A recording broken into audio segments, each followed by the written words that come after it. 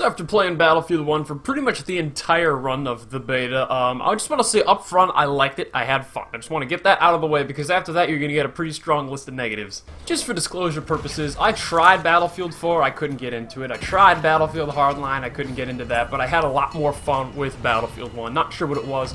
I talked to people who have played Battlefield a lot and who are big fans of the series, and a lot of them are upset because this is just another Battlefield game with a different aesthetic. It's like, oh, you had a chance to do something different with how it works. You know, it's World War I. Different mechanics, different tactics, different strategies.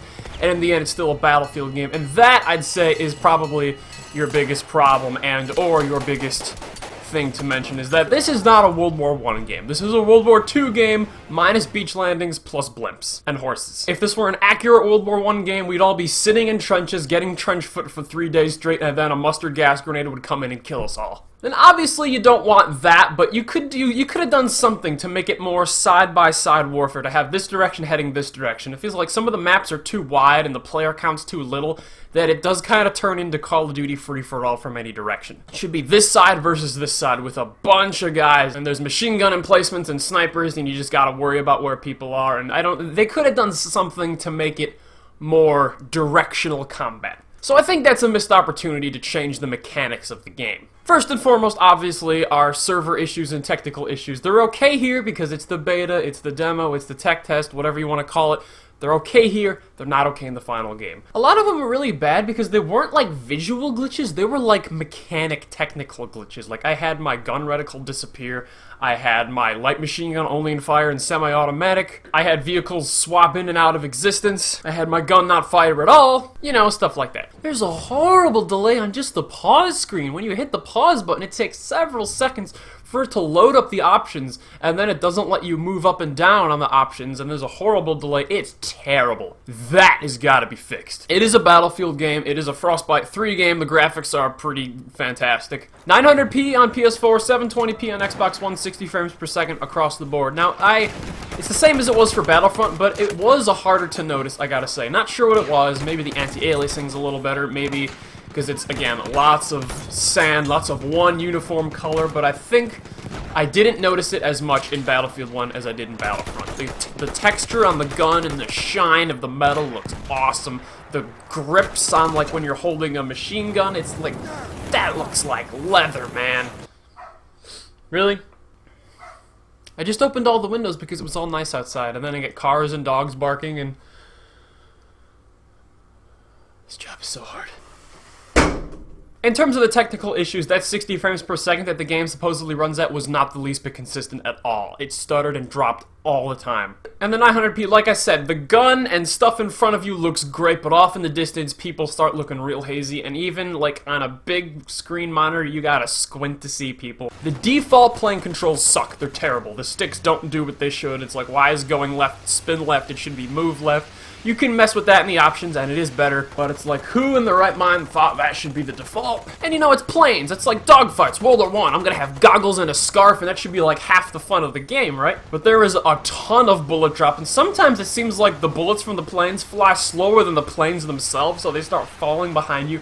It is nigh impossible to take down other planes. It's ridiculous. It should be a game of who can stay behind somebody else the longest. It's very clunky and very cumbersome. Now, different planes move with different speeds. Obviously, the bomber's going to be a lot slower than the fighter, which makes sense, and that's okay. But the bomber, how the flight guy's positioned, it's impossible to see what's beneath you or in front of you, so you're just wild-ass guessing when you drop bombs. And if you turn sideways to see what's beneath you, then you're gonna start heading in the wrong direction and you can't get back. And by the time you get to where you see what you just saw, you're facing the wrong direction and you can't bomb them. I think the playing controls are overly complicated and designed to be way, way, way too difficult to get kills. And what I like is that they're actual classes. A submachine gun, semi-automatic rifle, sniper rifle, they actually vary how good they are at different ranges, whereas in, say, Call of Duty, everything's an assault rifle. Within 30 feet, the submachine gun's the best thing to use, but outside of 30 feet, the thing's damn useless, which is how it should be, and I like that. But even at close range, sometimes it takes 5, 6, 7 shots to kill people, and that is crazy crazy high, but there's a nice balance to be struck between Call of Duty instant lock-on headshot and Star Wars Battlefront spray and pray you get nothing. And I feel like Battlefield 1 dips just a little too much into Star Wars Battlefront. Sometimes the guns are just downright inaccurate. Now, there is bullet hang time, so you have to lead people off, but there is no bullet drop, so you can shoot level, which is nice. There's bullet drop for tank shells and artillery shells, though, which is fine because that's slower, that's easier to map out. But with respect to bullets, is like sometimes, even though my reticle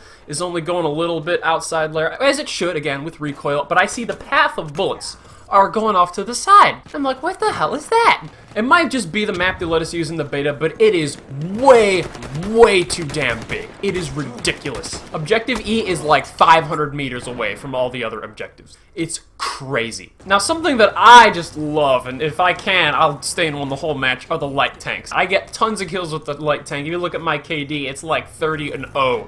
And there's two reasons for that. It's either A, I'm just really damn good at light tanks, or B, they're overpowered. And I feel like people are complaining about the tanks a little too much. There is a bit of an imbalance. I like the whole, like, if you start getting shot, you can back away behind cover and repair and come back later. So I can stay in one tank the whole match if I use it well.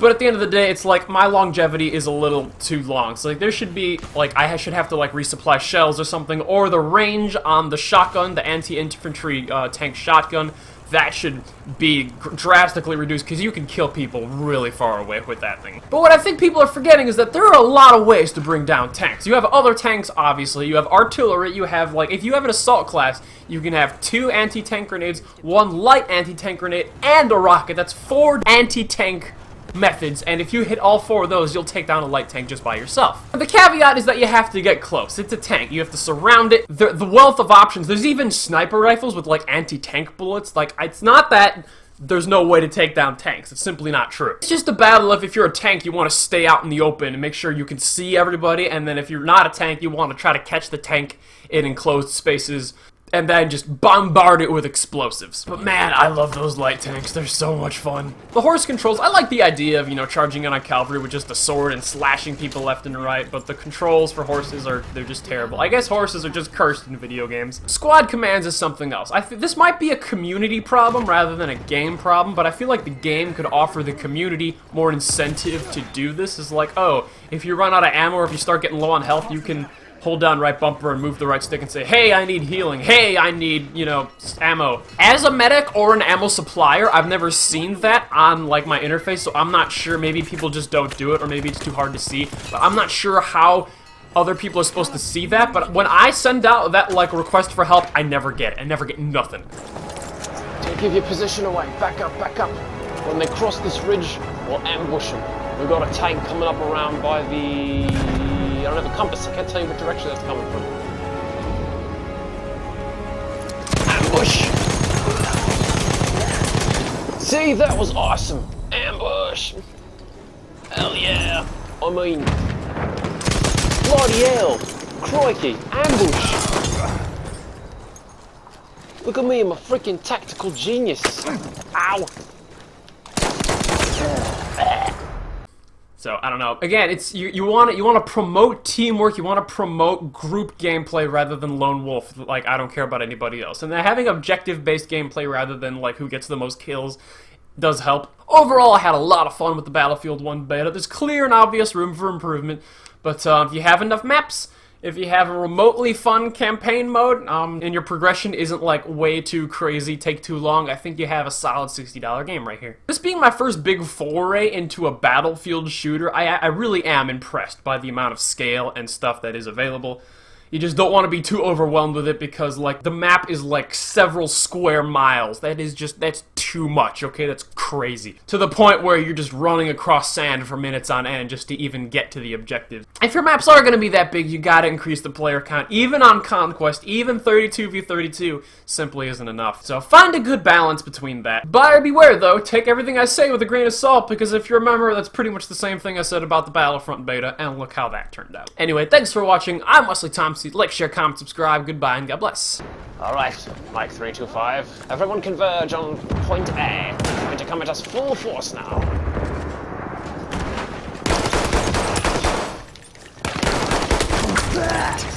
Mike 325, get downstairs. He's arming the bomb. You must hurry. fused objective. Brilliant work, Mike 325. Look around behind you.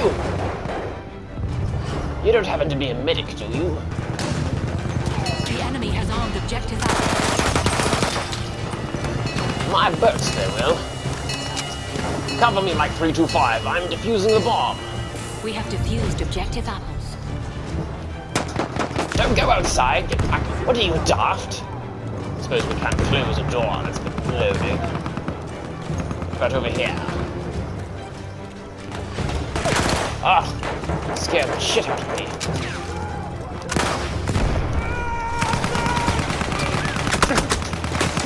What the hell is that shit? That room is easily the most defensible in the whole map. If we can't hold that, how can we hope to hold anything? Quick, get inside! Get inside! Gah! Just lob the place full of grenades. There's a fellow in the upstairs room. Don't forget about him.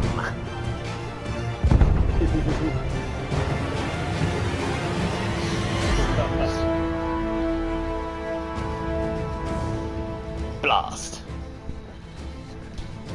We lost the battle, not the war. We'll be back, gents. You and me, Mike 325. All the way.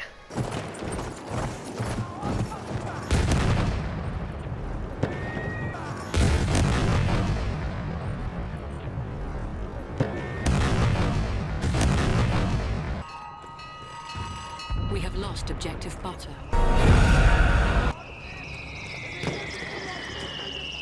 The enemies are being halted by our